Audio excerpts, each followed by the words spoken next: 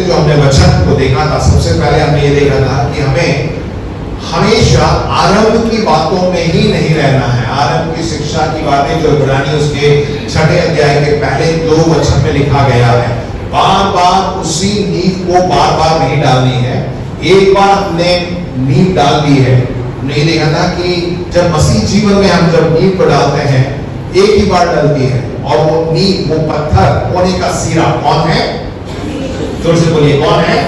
प्रभु यीशु मसीह। जब हम प्रभु यीशु मसीह पर हम अपने जीवन को बनाते हैं तो हम स्थिर रहते हैं। तो सबसे पहले जो नींव जब डाली जाती है तो हमें मजबूती से नींव डालनी है, और प्रभु यीशु मसीह से भी ज्यादा कोई मजबूत नहीं है। प्रभु यीशु मसीह को अपने जीवन में एक नींव के रूप में या कोने के सिरा के रूप में अगर आप डालते हैं तो हमारा जो मसीह जीवन है, हमारा जो आत्मिक जीवन है, वो मजबूत होगा। इसलिए हमें बार बार उसे ही डालते नहीं रहना है। हमें बार बार जो है उन्हीं बातों को जो है दोहराना नहीं है। फिर से क्या क्या बातें हैं कि हम फिर से बात करें, फिर मन फिराएं, उसके बाद विश्वास में आए, उसके बाद हाथ रख के प्रार्थना करवानी है, और पानी का बपतिस्मा, आग का बपतिस्मा, उसके बाद फिर अंतिम न्याय। इन सब बातों को बार बार दोहराना नहीं है। इन सब से बढ़कर हमें, क्योंकि सबसे पहले क्या वचन में लिखा हुआ है कि हम इन सब बातों को छोड़कर सिद्धता की ओर बढ़ते जाएं। कितने लोग बढ़ रहे हैं? आगे बढ़ना है ना। जब संसारी के रूप में भी हम ये चाहते हैं ना कि यदि कोई व्यवसाय कर रहे हैं या नौकरी कर रहे हैं, तो आप क्या चाहते हैं कि आप आगे बढ़ते जाएं, आप तरक्की करते जाएं। कोई ऐसा है जो बिल्कुल तरक्की नहीं करना चाहता? आज 10,000 रुपए कमा रहा है, अगले महीने आप चाहते हैं कि आप 8,000 रुपए कमाएं। कोई है क्या यहाँ पे? अगर ऐसा है तो आप पीछे की ओर जा रहे हैं। वैसे ही जैसे संसारिक रूप में हम अपने जीवन को बिताते हैं, वैसे ही आत्मिक रूप में भी बढ़ना है। ये नहीं कि हाँ आ रहे हैं कलीसिया में, 10 साल से कलीसिया में आ रहे हैं, पीछे बैठते हैं और चले जाते हैं। 10 साल से यही हो रहा है, सबसे पीछे बैठे हैं और चले जाते हैं। तो आपने कोई तरक्की की? आप अकेले ही आए हैं और अकेले ही जा रहे हैं। कितने लोगों को परमेश्वर के राज्य में लेके आए? सोच के देखिए। सोचने वाली बात है। हो सकता है कि आगे बैठे हो, परंतु आगे बैठने पर भी आगे बैठ के बस कुर्सी गर्म करके आप चले जाते हैं। क्या इन 10 साल, 15 साल, 20 साल में कुछ किया? परमेश्वर के राज्य में आपने किया? मैं अपने आप को भी सोचता हूं कि मैं पासवानी कर रहा हूं पिछले 5 साल से पासवानी करके मेरे हाथ में क्या है? क्योंकि परमेश्वर जब देखेगा, परमेश्वर जब पूछेगा तो वही पूछेगा। ये नहीं पूछेगा कि तुमने अपने आप को कितना बढ़ा लिया है, अपना भार कितना बढ़ा लिया, अपना कद कितना बढ़ा लिया है, तुमने कितनी गाड़ी ले ली है, कितना मकान ले लिया। ये नहीं पूछेगा परमेश्वर। क्या पूछेगा कि तुमने कितने लोगों को सुसमाचार सुनाया, कितने आत्माओं को परमेश्वर के राज्य में तुम ले गया। जो वरदान तुम्हें मैंने तेरे हाथ में दिया है, उसका तुमने क्या किया? उस मूर्ख व्यक्ति के समान जमीन में गाड़ के तो नहीं रख दिया, ये कह के कि प्रभु तू बहुत ही क्या है, क्या बोलता है वो? तू कठोर हृदय का है, तू आएगा तो जो मैंने दिया है तो वापस लेगा। इसलिए मैंने क्या डर के मारे मैंने उसको क्या कर दिया? जमीन में गाड़ के रख दिया। परंतु दूसरे लोगों ने क्या किया? उसका व्यापार किया और उसका दुगना कमाया और उसको वापस दिया। परमेश्वर ने उनको जो है प्रभु यीशु मसीह उस दृष्टांत में कहते हैं कि वो विश्वास योग्य दास कहता है। क्या हम क्या कर रहे हैं? बार बार हमें आरंभ की शिक्षा नहीं डालनी है, हमें आगे बढ़ते जाना है, आगे बढ़ते जाना है। जितना हम आगे बढ़ेंगे तब जो है आप एक अगुवे के रूप में जा सकते हैं। हर एक जन यहाँ पे जो बैठा हुआ है, हर एक जन क्या है? एक अगुवा है। मैं बोलिए मैं अगुवा हूं। यदि आप अगुवे हैं तो आपके पीछे कौन होने चाहिए? लोग होने चाहिए ना। आप पीछे मुड़ के देखिए कौन है, कौन है, कौन है? वो तो बच्चों ने गाया, परंतु हम कह रहे हैं कि मैं अगुवा हूं, पर मेरे पीछे कौन है? कोई नहीं है। तो आप क्या अगुवे हैं? एक सेना है तो सेना का एक सेनापति होता है, तभी वो सेनापति कहलाता है। जब वो आगे बढ़ता है उसके चल रही है, अकेले एक आदमी खड़ा, मैं सेनापति हूं, देख मेरे पीछे कौन है, कोई नहीं। तो कभी कभार मसीह जीवन में भी ऐसे करते हैं, मैं अगुवा हूं, भाई पीछे कौन है आपको देखना पड़ेगा, हमें आगे बढ़ना है। हमें जो हमें ऐसे बताया कि हर एक जन अगुवा है। कोशिश करिए कि इस साल के, जैसे हमें परमेश्वर ने दर्शन दिया है, इस साल के अंत तक इस कलीसिया में क्या होना चाहिए, दुगना हो जाना है। ठीक है, 3 गुना भी हो सकता है, 4 गुना भी हो सकता है, परंतु हम कोशिश करेंगे कि एक व्यक्ति एक आत्मा को जीत के जो है परमेश्वर के राज्य में लेके आए। कितने लोग मेरे साथ हैं? आमीन, बोलिए हालेलुया। राइट, उसके बाद हमने देखा कि पवित्र आत्मा का बपतिस्मा हमने पाया, और इसी चीज पे पर जो है मैं और थोड़ा आगे बढ़ना चाहता हूं, और इसीलिए मैंने शुरुआत में पूछा कितने लोगों ने पानी का डूब का बपतिस्मा लिया है। आप में से बहुत से लोगों ने लिया है, परमेश्वर आपको आशीष दे। और जितने लोग तैयार हैं आने वाले दिन में जो है हम ये मौका भी मिलेगा, और उसके बाद जो है हमें पवित्र आत्मा का बपतिस्मा भी पाना है। पवित्र आत्मा का बपतिस्मा भी हमें लेना है। और इसी को पिछले हफ्ते हमने देखा था कि पेंटेकोस्ट का दिन, उस दिन जो है कलीसिया की स्थापना हुई थी, कलीसिया की शुरुआत हुई थी, और वहां पर जो है हमने देखा कि पवित्र आत्मा उतरा, और जिन किसी के ऊपर पवित्र आत्मा उतरा वो अन्य भाषा में बोलने लगे, और ऐसा वचन में लिखा है कि उन्होंने सामर्थ को पाया, और सामर्थ को पाकर उन्होंने जाके प्रचार किया। राइट, इसी चीज को हम फिर से आज हम थोड़ा गहराई से जाऊंगा, ज्यादा समय नहीं लूंगा, बहुत ही कम समय में जो है मैं आपके सामने इसको प्रस्तुत करना चाहता हूं। आमीन, हालेलुया। क्या आप मेरे साथ हैं? आमीन। पेंटेकोस्ट का दिन जो है, पेंटेकोस्ट जो है एक उत्सव के समान है। क्या है? क्या है? बोलिए, क्या है? मैं आराम से बता के आ रहा हूं। जैसे बड़ा दिन होता है, और जैसे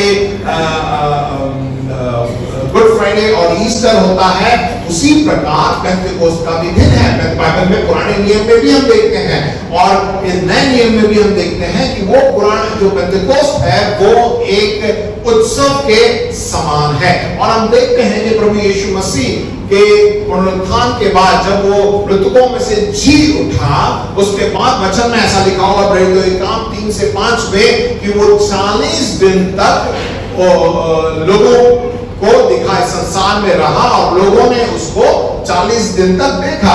उसने दुख उठाने के बाद बहुत से पक्के प्रमाणों से अपने आप को उन्हें जीवित दिखाया, और 40 दिन तक या उन्हें दिखाई देता रहा, और परमेश्वर के राज्य की बातें करता रहा। वो तब भी जो है परमेश्वर के राज्य की बातों को बता रहा था, और उनसे मिलकर उन्हें आज्ञा दी, अपने चेलों को, जो उनसे वो मिला था, अपने चेलों को उन्होंने आज्ञा दी। क्या दी? यरूशलेम को ना छोड़ो, परंतु पिता की उस प्रतिज्ञा के पूरे होने की बाट जोते रहो। पिता की क्या प्रतिज्ञा थी कि तुम जो है ठहरे रहना, और तुम्हारे ऊपर क्या है, मैं पवित्र आत्मा को ले लूंगा। इसीलिए वो उस जिसकी चर्चा तुम मुझसे सुन चुके हो, क्योंकि यूहन्ना ने तो पानी का बपतिस्मा किया है। ठीक है, यूहन्ना ने उस वक्त, यूहन्ना बपतिस्मा देने वाला पानी से बपतिस्मा दिया करता था, परंतु थोड़े दिनों के बाद तुम पवित्र आत्मा से बपतिस्मा पाओगे। उसके लिए क्या करना है? ठहरे रहना है। बोलिए, आपस में बोलिए, ठहरे रहना है। तब तुम पवित्र आत्मा का बपतिस्मा पाओगे। और वचन में ऐसा लिखा हुआ है कि वे सभी लोग, लूका जो वहां पे व्यक्ति था, उसके घर में ऊपरी कोठरी में जो है 120 लोग मिले हुए थे। 1 से 20 लोग उस कमरे में थे। वहां पे रुकिए, कोठरी देखिए, वो ज्यादा बड़ी नहीं थी, बस छोटा सा एक कमरा था। नीचे का कमरा छोड़ के ऊपर वाले कमरे में जो है वे सब लोग बैठे हुए थे, अंदर थे। देखिए, 2 कारण थे क्यों वहां पे वो लोग मिले हुए थे। एक तो पिता ने कहा था कि मैं तुम एक साथ मिले रहना और इंतजार करना, मैं पवित्र आत्मा आपको दूंगा। दूसरी बात, बाहर जो यहूदी लोगों से, उनसे बचने के लिए, क्योंकि प्रभु यीशु मसीह के क्रूस में चढ़ाने के बाद जितने भी यहूदी लोग थे, संसार भर से लोग वहां पे आ गए थे यरूशलेम में, और वहां पे आके उन सभी लोगों को पकड़कर उनको मारा जा रहा था, जो वो प्रभु यीशु मसीह का अनुकरण कर रहे थे, प्रभु यीशु मसीह को मानते थे, राइट। उनको जो है उनको उनके डर की वजह से वे भी जो है एक साथ मिलकर उस कमरे में बैठे हुए थे। और यहां पे लिखा हुआ है कि वो सब जैसा वचन में कहा गया वो ठहरे रहे, वहां पे इंतजार किया, उन्होंने और कुछ नहीं किया। एक जगह में लिखा हुआ है कि वो सब मिलकर प्रार्थना कर रहे थे, प्रार्थना करने के अलावा और कुछ नहीं कर रहे थे, गीत नहीं गा रहे थे, कोई प्रचार नहीं कर रहा था और कुछ नहीं हो रहा था, वहां पे सिर्फ इंतजार कर रहे थे। और देखिए 50वें दिन यानी प्रभु यीशु मसीह के पुनरुत्थान के बाद जो 50वां दिन है, उस दिन क्या हुआ? प्रेरितों का काम 2 अध्याय और 1 से 4 तक मैं आपके लिए पढ़ूंगा। जब पेंटेकोस्त का दिन आया तो वे सब एक जगह इकट्ठे थे। देखिए यहाँ पे सिर्फ ये लिखा हुआ है कि वो एक साथ इकट्ठे थे।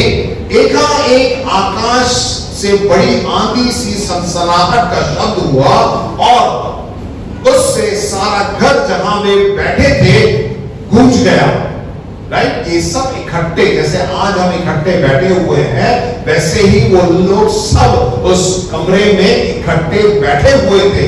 और जब वे बैठे हुए थे तब क्या हुआ? एकाएक आकाश से बड़ी आंधी सी सनसनाहट का शब्द हुआ और उससे सारा घर जहां वे बैठे थे गूंज गया और उन्हें आग की सी जीभें फटती हुई दिखाई दी और उसमें से हर एक पर आ ठहरी। हर एक के ऊपर आग के रूप में जो है, हर एक के सर पे जो है आग, एक दूसरे को वो देख सकते थे कि हाँ इसके ऊपर आग आ गया है, राइट। वो क्या था? पवित्र आत्मा। क्या था? जो से बोलिए, हर एक के ऊपर जो वहां पर इकट्ठे थे सब वो देख सकते थे कि हमारे ऊपर एक आग के समान। तब क्या हुआ? वे सब पवित्र आत्मा से भर गए और जिस प्रकार आत्मा ने उन्हें बोलने की सामर्थ्य दी, आत्मा ने उसके बाद उनको क्या है? बोलने के लिए क्या दी? सामर्थ्य दी। वे अन्य भाषा बोलने लगे। जब ऐसा हुआ तो बाइबल में ऐसा लिखा हुआ है कि उस जगह पर जहां पर ये सब इकट्ठे थे, हल्ला हुआ, वहां पे बहुत तेज आवाज आने लगी। तो आसपास के लोग जो है, जो यहूदी लोग हैं, उनके अंदर उनको भी सुनाई दिया कि ये क्या हुआ, यहाँ पे क्या हो रहा है। और ये सब जो है दौड़ के उस कमरे के सामने, घर के बाहर जो जाके खड़े होकर देखने लगे और उन्होंने भी देखा कि इन लोगों के ऊपर क्या है? पवित्र आत्मा आग के समान उतरा है। और ये यहूदी लोग भी जानते थे क्योंकि ये पुराने नियम में ये लिखा गया है। योएल नबी ने कहा कि अंतिम दिनों में जो है पवित्र आत्मा को तुम पाओगे। उन्हें भी मालूम था कि पवित्र आत्मा आने वाला है, परंतु उनको ऐसा लगा कि जो सुलेमान ने जो मंदिर बनाया है, वहां पे यरूशलेम में जो मंदिर है, उस मंदिर में पवित्र आत्मा उतरेगा। परंतु पवित्र आत्मा वहां नहीं उतरा। कहां पे उतरा? जहां पे 120 लोग इकट्ठे हुए थे। प्रभु यीशु मसीह के चेलों के ऊपर वो उतरा। तो वो भी बड़ा अचंभित हुए कि ऐसे कैसे हो सकता है कि वो तो उस मंदिर में उतरना चाहिए पर वहां नहीं उतरा। शायद परमेश्वर गलती से किसी और के घर में आ गया। हाँ प्रियो, परमेश्वर हमसे बहुत प्रेम करता है, वो गलती नहीं करता। वो जानता है कि कौन पवित्र आत्मा किसके अंदर पवित्र आत्मा का भूख और प्यास है, कौन अपने वचन के, उसके वचन के अनुसार इंतजार कर रहा है। क्या प्रिय भाइयों बहनों, आज आप पवित्र आत्मा को चाहते हैं? पवित्र आत्मा के अभिषेक को चाहते हैं? बोलिए आमेन, हालेलुया, बोलिए हालेलुया। क्योंकि हर किसी को, मुझे भी जरूरत है, मुझे आज के दिन रहने के लिए पवित्र आत्मा की जरूरत है। पिछले हफ्ते पादी साहब ने बताया कि हम हर एक दिन जो है पवित्र आत्मा को जो है कहीं ना कहीं जो है हमारे जीवन से लीक हो जाता है, निकल जाता है, क्योंकि हम पापी भरे संसार में रहते हैं। आप लोगों ने वो एक टीवी पे बहुत पहले एक ऐड आता था कि बच्चे जो है धूप में खेल रहे हैं, इसी समय में वो ऐड आया करता था गर्मियों में। तो एक पता नहीं कौन सा ड्रिंक था, Glucon D, right, Glucon D है। धूप में बच्चे मतलब बहुत ही थके मांदे आते हैं, ग्लूकॉन डी माना ना, ग्लूकॉन डी। तो ग्लूकॉन डी पिलाते तो क्या होता है, वो जो ग्लूकॉन डी का जो जो सामर्थ्य, जो शक्ति है बच्चों के अंदर आ जाती है और ताजगी आ जाती है और वो सामर्थ पाते हैं और खेलने लगते हैं, राइट? तो वो ग्लूकोन भी वही पवित्र आत्मा के रूप समान है। पवित्र आत्मा भी जब हम संसार में रहते हैं तो हम भी जो है बहुत सी बार थक जाते हैं, बहुत सी ज्यादा हम जो है कमजोर पड़ जाते हैं, परंतु जब पवित्र आत्मा को पा लेते हैं तो हमारे अंदर फिर से क्या आ जाती है? सामर्थ आ जाती है। प्रभु के लिए जोर से ताली बजाएं। और यहाँ पे वचन में ये भी लिखा हुआ है कि वहां पे 18 देशों से लोग आए हुए थे, यहूदी लोग, और वहां पर जो है एक साथ उन वचनों को पढ़ेंगे तो मालूम पड़ेगा, वे सब देखने लगे कि ये क्या हो रहा है। जब आप पवित्र आत्मा को पाएंगे, जब पवित्र आत्मा की सामर्थ को पाएंगे, दुनिया देखेगी कि आपको क्या हो रहा है, राइट? वहां पे ऐसा ही हुआ। देखिए काम 2:5-8 लिखा हुआ, आकाश के नीचे हर एक जाति में से भक्त यहूदी यरूशलेम में रह रहे थे। जब वह शब्द हुआ, जब आवाज उनको सुनाई दी तो भीड़ लग गई और लोग घबरा गए, क्योंकि हर एक को यही सुनाई देता था कि ये मेरी भाषा में बोल रहा है। अलग अलग देश के लोग, अलग अलग लोग वहां पे पहुंचे थे, और जब उन्होंने देखा, जब पवित्र आत्मा उन पे उतरा, तो वे सब जो बोल रहे थे, वहां पे लिखा ना अन्य भाषा, तो वो अलग अलग भाषा बोल रहे थे। कुछ लोग यूनानी बोल रहे थे, कुछ लोग इब्रानी बोल रहे थे, कुछ लोग हिंदी बोल रहे थे, कुछ लोग तेलुगु बोल रहे थे, कुछ लोग मराठी बोल रहे थे। तो वो, पर वहां के लोग जो है वो भाषा नहीं बोलते थे। तो देखिए क्या बोले कि हर एक कोई अपनी सुनाई देता है कि वो मेरी ही भाषा में बोल रहे हैं। ये सब चकित और अचंभित होकर कहने लगे, देखो ये बोल रहे हैं, क्या सब गलीली नहीं है? ये तो गलीली लोग हैं, तो फिर क्यों हम में से हर एक अपनी अपनी जन्मभूमि की भाषा सुनता है? वे सब चकित हुए, घबरा कर एक दूसरे से कहने लगे, ये क्या हो रहा है? परंतु दूसरों ने ठट्ठा करके उनसे कहा, दूसरे लोग बोले कि ये लोग अलग भाषा बोल रहे, दूसरों ने ठट्ठा उड़ाया, क्या बोला कि वे नई मदिरा के नशे में चूर हैं। इनको लगा कि ये सब इन्होंने नया कोई शराब मिल गई है, इसको पीकर जो है ये मगन है, ये मतलब ऐसे ही बड़बड़ा रहे हैं, राइट? तो देखिए उस वक्त जब इन्होंने सामर्थ को पा लिया, वचन में इस प्रकार लिखा हुआ है कि पतरस खड़ा हुआ और उसके साथ 11 चेले प्रचार करने लगे। सामर्थ को पाकर उन्होंने प्रचार किया। उन दिनों जो है इस तरह माइक सिस्टम नहीं हुआ करता था, बहुत सी भीड़ वहां पे आ गई थी और पतरस से प्रचार किया। आप सोच के देखिए, उसमें लिखा हुआ है करीब 3,000 लोग यहाँ बैठे हैं। आप क्या सोचते हैं कि पतरस ने जो है अकेला चिल्ला कर उसने 3,000 लोगों को प्रचार किया होगा? नहीं, 3,000 तो लोग उन्होंने उधार पहले था, बहुत ज्यादा लोग थे। पतरस और साथ में 11 लोग, जैसे वहां पे लिखा हुआ था, पतरस उन 11 के साथ खड़ा हुआ और ऊंचे शब्द से कहने लगा। मतलब यह है कि पतरस एक जगह खड़ा हुआ और वो जोर से जो है बोल रहा था, परमेश्वर के वचन को बोल रहा था, और दूसरा व्यक्ति और उस दूसरा जो चेला है उससे और थोड़ा सामने खड़ा हो गया, वही चीज जो पतरस बोल रहा है उसी को वो दोहरा रहा था। इस तरह जो है क्या है, 11 के 11 चेले जो है पतरस जो प्रचार कर रहा था उसी को दोहरा रहे थे। आमीन, हालेलुया। तो आप लोग कह सकते हैं कि मैं क्या प्रचार करूं पादरी साहब, मुझे तो कुछ मालूम ही नहीं है, मुझे प्रचार करना आता ही नहीं है। प्रिय भाइयों बहनों, मैं आपको बता दूं बहुत ही आसान है प्रचार करना। यहाँ से जो प्रचार किया जाता है उसी चीज को आप घर जाके आप फिर से अपने परिवार को, अपने दोस्तों को प्रचार करिए और परमेश्वर आपके जीवन में अद्भुत काम करेगा। आपको परमेश्वर के सामर्थ्य जो है वे लोग जो है को प्राप्त करेंगे। ये मत सोचिए कि मैंने बाइबल कॉलेज नहीं किया, मैंने वो नहीं किया, ये नहीं किया, आपके जैसा मैं विद्वान नहीं हूं, आपके जैसे मैंने पूरी बाइबल को नहीं पढ़ी है। जो आपने पाया है वही तो आप दे सकते हैं। आपको मैं यहां पर 10 रुपए दूंगा, तभी तो आप घर जाके कि वो पूछेगा तो आप उसको 10 रुपए दे सकते हैं, है कि नहीं? जो आपने प्राप्त किया है उसी को आपको जाके लोगों को सुनाना है। आमीन। देखिए आगे वचन में क्या लिखा हुआ कि तब पतरस ने 11 के साथ खड़ा हुआ, ऊंचे शब्द से कहने लगे, हे यहूदी और यरूशलेम के सब रहने वालों, यह जान लो और कान लगाकर मेरी बात सुनो। यही चीज को आपको भी प्रचार करना है, इसको आप याद कर लीजिएगा। जैसा तुम समझ रहे हो ये लोग नशे में नहीं, क्योंकि अभी तो पहर ही दिन चढ़ा हुआ है। तो पतरस तो ज्यादा पढ़ा लिखा नहीं था, लोगों ने जाकर उन पर ठट्ठा उड़ाया कि देखो ये लोग शराब पी के नशे में बड़बड़ा रहे हैं। पतरस क्या बोला, क्या ये दिन में थोड़ा शराब पीते, रात में पीते? ये मत बोलिए कि हाँ शराब रात में पीते दिन नहीं पीते। पतरस पढ़ा लिखा नहीं था, उसने लोग बोलने लगे कि देखो इन्होंने शायद पी रखी है इसलिए ये तो बड़बड़ा है, अलग भाषा बोल रहे हैं, अन्य भाषा बोल रहे हैं। तो वो बोला कि ये अभी तो दिन में कोई नहीं पीते, रात में पीते हैं, वो बोला। परंतु ये बात, ये देखिए उसमें क्या बोला, परंतु यह बात है जो योएल भविष्यवक्ता के द्वारा कही गई। परमेश्वर कहता है कि अंत के दिनों में ऐसा होगा कि मैं अपना आत्मा सब मनुष्यों पर उंडेलूंगा, और तुम्हारे बेटे और तुम्हारी बेटियां भविष्यवाणी करेंगी, और तुम्हारे जवान दर्शन देखेंगे, और तुम्हारे पुण्य स्वप्न देखेंगे। पिछले हफ्ते भी इसी बात को प्रचार किया था। आमीन, हालेलुया। कितने लोग भविष्यवाणी करना मांगते हैं?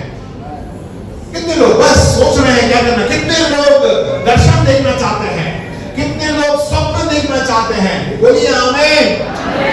परमेश्वर इसी तरह आप लोगों से बातें करेगा, परमेश्वर इसी तरह मुझसे भी बातें करेगा।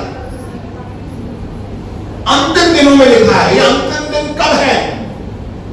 ये अंतिम दिन कब शुरू हुआ था? बताइए, अंतिम दिन कब शुरू हुआ था? जब यीशु मसीह संसार में पैदा हुआ ना, उसी दिन अंतिम दिन शुरू हो गया था। मालूम है आपको? प्रभु यीशु मसीह 2022 साल पहले इस संसार में आए, उसी दिन से अंतिम दिन शुरू हो गया है। हम अंतिम दिन में ही है, और वचन क्या कहता है कि अंत के दिनों में ऐसा होगा कि मैं अपना आत्मा सब मनुष्यों पर उंडेलूंगा। कितने लोग तैयार हैं? आमीन, हालेलुया। मैंने बोला इसलिए पहले पूछ लिया मैंने, कितने लोग तैयार हैं? क्या आप उस आत्मा को पाना चाहते हैं? आमीन, प्रेज़ द लॉर्ड। ये अंतिम दिन है प्रिय भाइयों बहनों। ये मत सोचे कि और समय मिल जाएगा, मैं थोड़े दिन और संसारिक जीवन जीऊंगा, उसके बाद जो है मैं परमेश्वर की सेवा करूंगा। नहीं, ये अंतिम दिन है। परमेश्वर ने आपको बुलाया है, परमेश्वर ने जो है आपको चुन लिया है। यदि आप इस कलीसिया में हैं, आज यहाँ पे इस कमरे में अंदर बैठे हैं, तो परमेश्वर ने आपको चुना है एक मकसद के लिए। आमीन, हालेलुया। उसका जो उद्देश्य है, परमेश्वर का जो उद्देश्य आपके जीवन के लिए है, वो पूरा होगा। ये मत सोचिए कि आज मैं सिर्फ इस कलीसिया में, इस भवन में इसलिए आया हूं, मुझे चंगाई मिल जाए, मुझे छुटकारा मिल जाए, मुझे पाप क्षमा मिल जाए। परंतु प्रिय भाई बहनों, उससे भी ज्यादा परमेश्वर ने आपको अपने कार्य में, अपने राज्य में कार्य करने के लिए बुलाया है। चाहे वो छोटा हो, जवान हो, बुजुर्ग हो, परमेश्वर का एक उद्देश्य आपके जीवन के लिए है। आमीन, विश्वास करते तो बोलिए आमीन, हालेलुया। पर प्रेरितों के काम 2:37-38 में लिखा है, तब सुनने वालों का हृदय छिद गए। ये लोग जो पतरस का जो संदेश उन्होंने सुना तो उनके हृदय छिद गए। तो हमें इस प्रकार प्रचार करना है, अपनी बातों को नहीं रखना है, परंतु क्या रखना है? परमेश्वर के वचन को देना है। लोगों के पास आप जाइए, चाय पीजिए, खाना वाना नाश्ता वास्ता करिए, परंतु परमेश्वर के वचन को बताइए। जब परमेश्वर के वचन को लोगों के बताएंगे तो उनका हृदय छिद जाएगा। और तब वे पतरस और शेष प्रेरितों से पूछने लगे, हे भाइयों, हम क्या करें? फिर पतरस ने बोला, क्या बोला? मन फिराओ और तुम में से हर एक अपने अपने पापों की क्षमा के लिए यीशु मसीह के नाम से बपतिस्मा लो, तो तुम पवित्र आत्मा का दान पाओगे। यही चीज थी, बस बहुत ही सरल है प्रचार करना।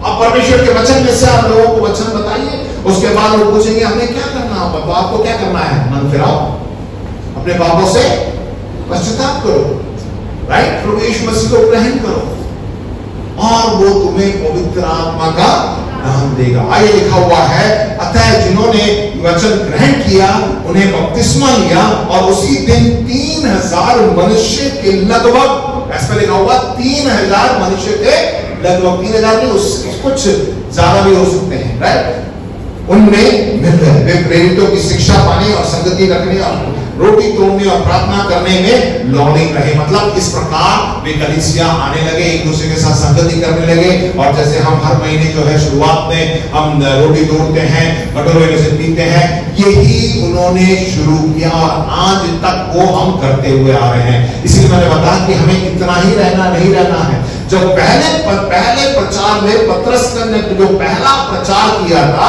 उसमें 3000 लोग, कम से कम 3000 लोग उद्धार प्राप्त कर चुके। हम तो यहाँ पे कितने सालों से हम यहाँ पे आ रहे हैं और उसी जगह पे हम हैं। क्यों नहीं हो रहा? क्योंकि हम परमेश्वर के वचन को छोड़कर और सब प्रचार करते हैं, सब बातें बताते हैं, उससे बढ़ोतरी नहीं होगी। जब हम परमेश्वर के वचन को बताएंगे तब जो है वहां पे बढ़ोतरी होगी। मैं आपको एक उदाहरण देना चाहता हूं, आप मेरे साथ हैं? कितने लोग सो रहे हैं? जब से बोलिए हालेलुया। जग जाइएगा, जग जाइए। बहुत ही छोटा संदेश है और एक उदाहरण के लिए मैं बताना चाहता हूं कि कलीसिया में एक व्यक्ति था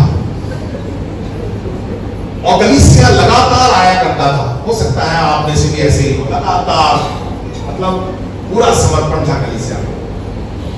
पेट भी लेके आता था, विश्वास भी लेके आता था और सब सभाओं में वो भाग भी लेता था और ज्यादा कुछ लोगों से मुलाकात नहीं करता था, ज्यादा लोगों के साथ बातें नहीं करता था, प्रार्थना भी नहीं करता था। कलीसिया में प्रार्थना के लिए जब समय दिया ना तो प्रार्थना भी नहीं किया करता था। एक दिन क्या हुआ, विशेष सभा हुई और उस कलीसिया में विशेष सभा होते वक्त और वहां पे एक प्रचारक आए थे और प्रचारक ने जो है पहले ही बोल दिया कि मैं प्रचार करूंगा, समय को मत देखिएगा, अगर आपने समय को देखा तो मैं और ज्यादा प्रचार करूंगा और समय प्रचार करूंगा। तो वो बेचारा डर गया, मैं उसने समय भी नहीं देखा और वो प्रचार करते गए, उन्होंने ज्यादा समय ले लिया और रात का समय था, उसे बहुत दूर जाना था और इस तरह जो है जब सभा समाप्त हुई, जैसे ही समाप्त हुआ ये बड़ा गुस्से में था कि कब ये पादरी साहब ये प्रचारक जो है अपना संदेश खत्म करेंगे और मैं जल्दी निकलूं, क्योंकि बीच में उठ के जाएगा तो प्रचारक काट देगा। इसलिए डर के मारे वो बैठा हुआ था, गुस्सा भी था, डर भी था। आप ऐसे कुछ लोग अभी ऐसे बैठे हैं ना, ये पादरी साहब कब खत्म करेंगे, कब मैं जाऊं, तो वो डर के मारे और बड़े गुस्से में बैठा हुआ था और जैसी सभा खत्म हुई वो किसी से नहीं मिला, दौड़ के गया और चौराहे पे जाके देखा तो उसकी आखिरी बस जो थी छूट गई। उसको और गुस्सा आया, अरे यार मेरे को इतनी दूर जाना, आखिरी बस भी छूट गई है, अब मैं क्या करूं? सुनसान रास्ता था, अब जाना तो था ही, अगले दिन उसको नौकरी करनी है, तो वो पैदल ही चल दिया और पैदल चलते गया, थोड़े दूर तक आगे गया तो अचानक मौसम बदल गया, बारिश होने लगी, बड़ी तेज बारिश हुई तो वो और घबरा गया क्योंकि वो रास्ता कितना खराब था, वहां पे रात में सांप कुत्ते बहुत ज्यादा चलते थे, अंधेरा था, लाइट भी नहीं थी। तो ये डर गया, उसने उधर इधर देखा तो उसको एक लाइट, कहीं से छोटी सी लाइट दिखाई पड़ी और दौड़ के गया क्योंकि बारिश हो रही थी और दौड़ के गया और उस लाइट के पास जाके वो जो थोड़ा छत सा था तो वहां जाके थोड़ी देर खड़ा हो गया और उसके बाद वो प्रार्थना करने लगा। मैंने बताया ना शुरुआत में ज्यादा प्रार्थना नहीं करता था, कलीसिया में प्रार्थना नहीं करता था, परंतु उसने उद्धार को प्राप्त किया था, परमेश्वर से उसके अंदर था। उस वक्त अंधेरे में जो है वहां जाके प्रभु का धन्यवाद किया और प्रार्थना करता रहा, प्रभु कि जल्दी से इस बरसात को रोको, जो भी प्रार्थना कर रहा था। इतने में एक व्यक्ति उधर से दौड़ा आया बड़ी तेजी से, छाता लेके दौड़ के आया और उसने बोला कहाँ है, किस लिए खड़ा है यहाँ पे? भाई साहब क्या हो गया? अरे तू यहाँ खड़ा किस लिए है, जल्दी यहाँ से निकल।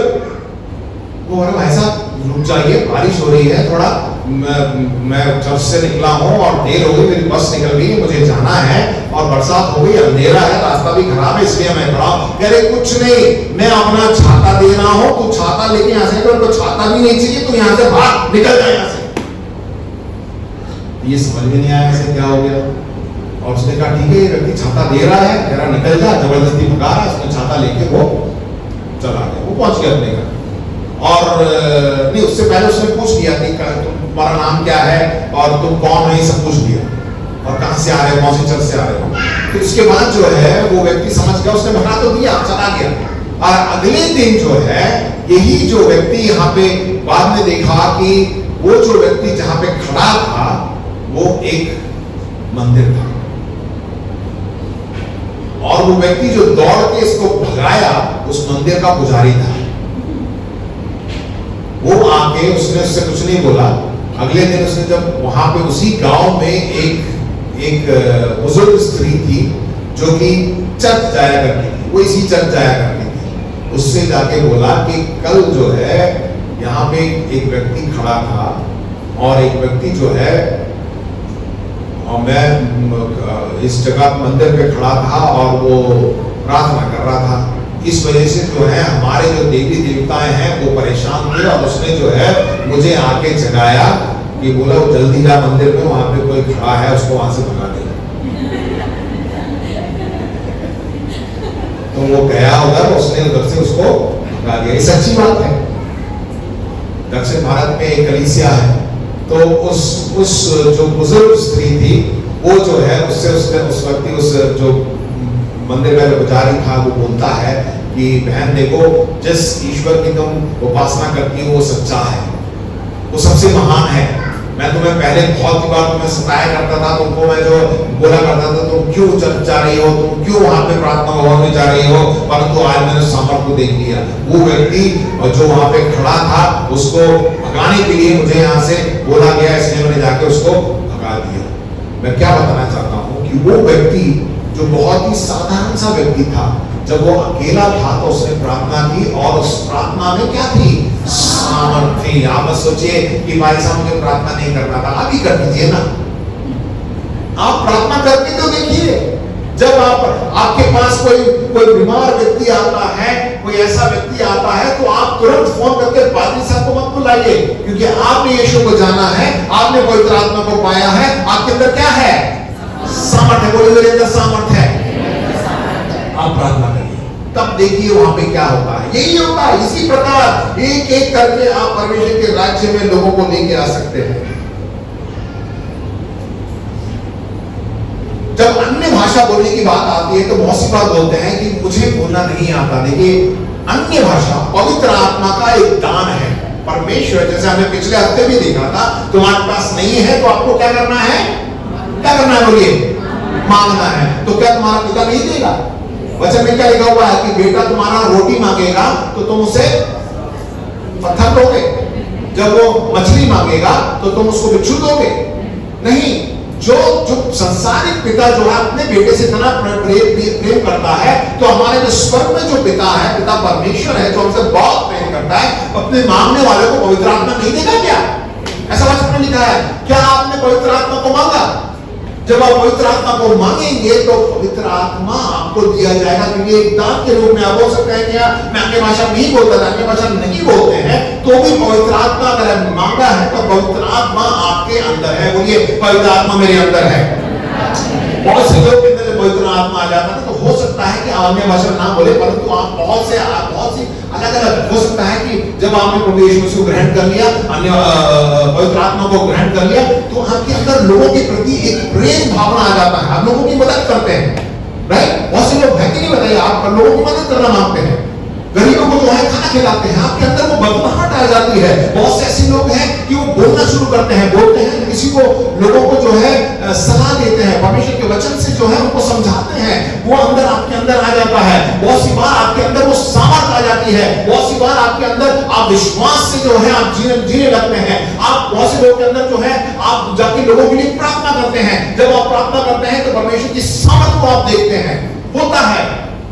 मैं भी अपनी गवाही देना चाहता हूँ। बहुत साल पहले जो है, मैं जब दिल्ली में रह गई, 20 साल पहले की बात है, जब मैं दिल्ली में था, तो मैं अपने वरिष्ठ पासवान डॉक्टर जयसिंह, जो हमारे रिलीजियस ऑफ इंडिया के प्रेसिडेंट हैं, उनके साथ एक मीटिंग में जा रहा था।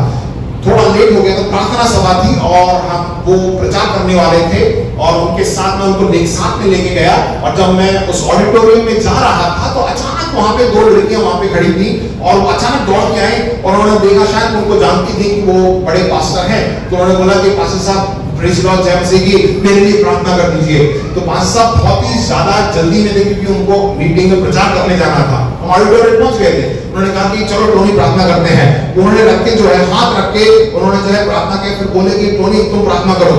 तो मैं भी जो जैसी प्रार्थना करना शुरू किया, जैसी शुरू ही हुआ था, तो वो जो लड़कियां थी, उस एक लड़की जो है उसकी आंखें जो है घूमने लगी, वो सीधा मुझे देखने लगी, उसके अंदर दुष्ट आत्मा थी, और वो जो है मतलब मेरे को देख के उसकी आंखें जो है घूमने लगी, इधर घूमने लगी। आप हमारे में दुष्ट आत्मा जो हो जाती है, किसी को होता है तो क्या होता है, राइट? उस वक्त जो है तो पाटिल साहब भी जल्दी में है, मैं भी जल्दी में हूँ, दोनों। तो उस वक्त हम दोनों ने मिलकर जो है उस जोश में, उस सामर्थ में जो है, यीशु के नाम से, कोई भी नहीं है वहां पे, बस रास्ता जा रहा है, वहां पे खड़े होकर हमने इस जोश में जो है प्रार्थना किया। उसके बाद उस लड़की का जो है आंख अपने आप बंद हो गया, बंद होकर जो है चुपचाप बैठ गई। हमने बोला यीशु के नाम में आमीन बोल के हम निकल गए। जब हम निकले तो पादरी साहब तो जा ही रहे हैं, पीछे से मैं भी सीना तानते हुए गया कि हाँ, दुष्ट आत्मा को भगा लिया मैंने आज। क्योंकि वो सामग्री उससे पहले जो है मैंने कभी इस तरह का काम नहीं किया। हाँ, किसी के लिए प्रार्थना तो जरूर किया है, परंतु जल्दीबाजी में कोई ऐसा बीच में शैतान आ जाए और आके आपको रोकने की कोशिश करे तो आपके अंदर में जो, क्योंकि साथ में 5 साल भी खड़े थे तो डर तो लगा ही नहीं, मैंने कहा क्या होगा देखा जाएगा, राइट।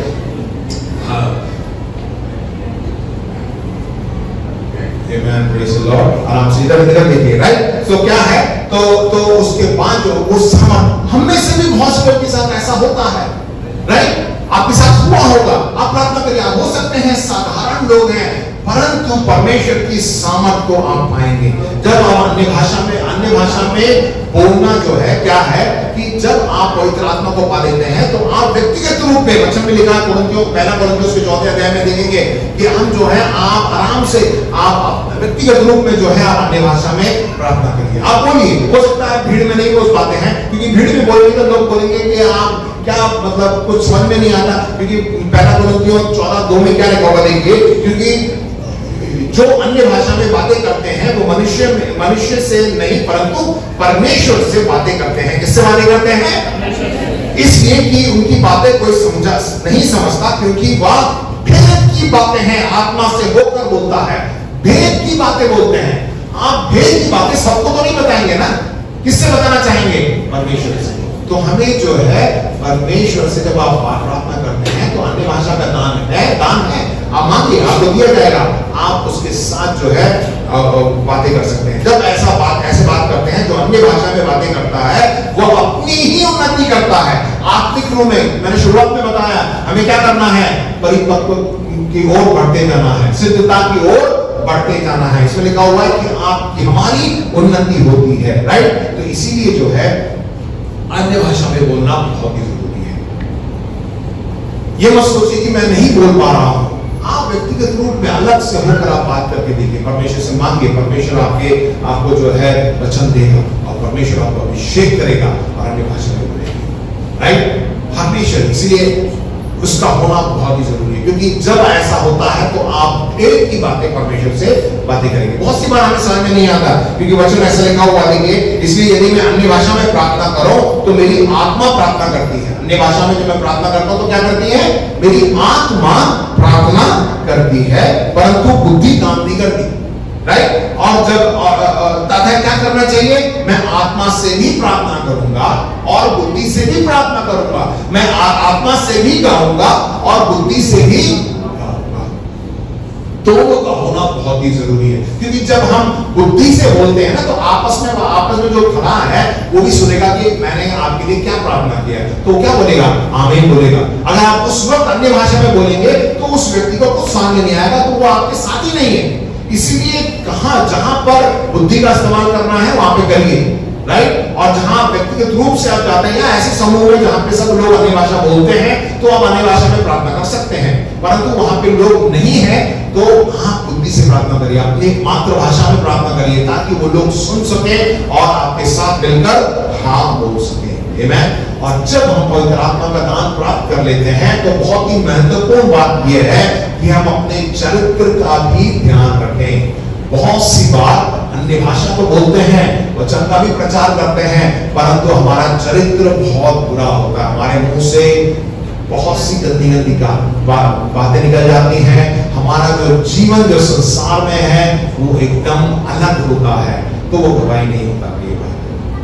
यहाँ पर खड़े होके मैं चाहे कुछ भी प्रचार करूं, परंतु मैं बाहर जब संसार में रहता हूं तो मेरा जीवन कैसा है, मैं लोगों के साथ कैसे व्यतीत करता हूं, व्यवहार मेरा। इसलिए पिछले हफ्ते ही बताया था, पास्टर साहब ने वचन में लिखा हुआ है कि तुम इस संसार के सदृश, हम संसार में तो हैं परंतु संसार के नहीं है। याद रखिए, पवित्र आत्मा हमारे ऊपर है, वो आग हमारे ऊपर जल रही है, लोग देख सकते हैं, और उस वक्त आपने एक गलत काम कर दिया तो पूरा आग जो है बुझ जाएगा, लोग कहेंगे ये व्यक्ति तो ऐसा है। इसीलिए अपने चरित्र का भी ध्यान रखिए। चरित्र कब सुधरेगा? जब परमेश्वर के वचन को पढ़ेंगे। जितना आप परमेश्वर के वचन को पढ़ेंगे उतना आपका मन नया होता जाएगा। परमेश्वर आपको बुलाता है तो आपको वो बदल नहीं देता है, विश्वास करते हैं? बोलिए, परमेश्वर मुझे बुलाता है तो वो मुझे बदल भी देता है। परमेश्वर पवित्र आत्मा एक दान के रूप में। आइए हम सब खड़े हो जाए।